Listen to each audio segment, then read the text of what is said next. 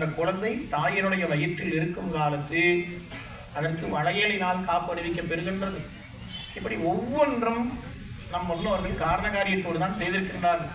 எனவே இந்த கருவறையாகிய வேள்விச்சாலையிலே முதலில் சூரியனுக்கும் சந்திரனுக்கும் வழிபாடு செய்ய பெற்று அதனைத் தொடர்ந்து இங்கு காப்பணிவித்தல் வழிபாடு நடைபெறும். அதனைத் தொடர்ந்து இந்த வேள்விச்சாலைக்கு இவர்கள் தான் தலைவன் தலைவி. இவர்களுக்கு வாக்கீசுவரன் வாக்கீசுவரி என்று பெயருங்க. இந்த ஒட்டுமொத்த வேள்விச்சாலைக்கும் தலைவன் தலைவி யாருங்க? வாகீசுவரன் வாகீசுவரி. ஈஸ்வரன் ஈஸ்வரி என்ற பெயர் இருந்தாலும் இவர் பிரம்மாவன் சரஸ்வதி. எதனால? மந்திரத்தினால் தான் இறைவனை வழிபாடு செய்ய இருக்கின்றோம். மந்திரம் எங்கிருந்து வரும்? வாயிலிருந்து வரும். எதனால் வரும்? வாக்கினால் வரும். இந்த வாக்கு எங்கிருந்து வரும்? தொப்புளினுடைய 4 விரற்கடை கீழே இருக்கக்கூடிய இடத்திற்கு உயிர் படங்கள் என்று பெயர். இங்கே இருந்துதான் காற்று புறப்படும். காற்று தான் மேலே வரும். இங்கே வந்த பின்பு அண்ணாக்கில் பட்டு, நாக்கில் பட்டு, எவிரில் பட்டு, பல்லில் பட்டு, பல்லினுடைய நுனியில் பட்டு, உதட்டின் உள்பகுதியில் பட்டு வெடித்து சிதறும் போதுதான் சொல்லாக மாறும். ஆக சொல் என்பதே காற்றுதான். சொல் என்பதே காற்றுதான்.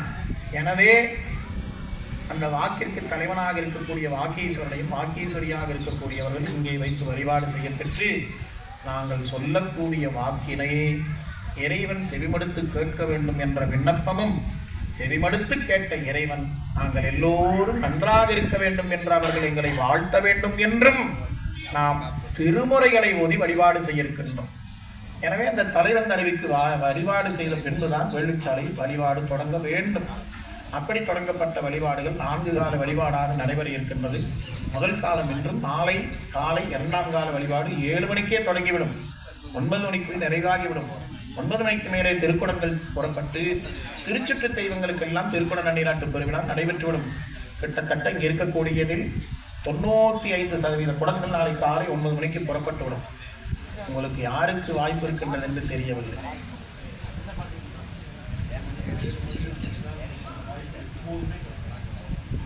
நம் தாய்மொழியில் செய்வதால் உங்களுக்கும் வாய்ப்பு உண்டு. எனவே அன்பர்களே, அதனால் நாளைக்கு காலையில் 6 மணிக்கு இதே போல வந்துடுங்க. அப்புறம் இடம் கிடைக்கல நாங்கள் சொல்லக்கூடாது. இப்போ பாருங்க 8 நோட்டு தான் இருக்குது. ஐயோ எனக்கடிக்கல எனக்கடிக்காங்க. ஐயா நாங்கள் என்ன பண்ண முடியும்? அஷ்டலட்சுமி 8 தான் வச்சிருக்கிறாங்க பெரியவங்க. ஐயா நீங்கள் 16 வச்சுருக்காங்க. 16 நம்மளுக்கு எங்கே இருக்குது? என்ன முறையோ அதுதான். பெரியவங்க என்ன சொல்லியிருக்கிறாங்களோ அதை பின்பற்ற வேண்டியதான் நம்முடைய கடமை.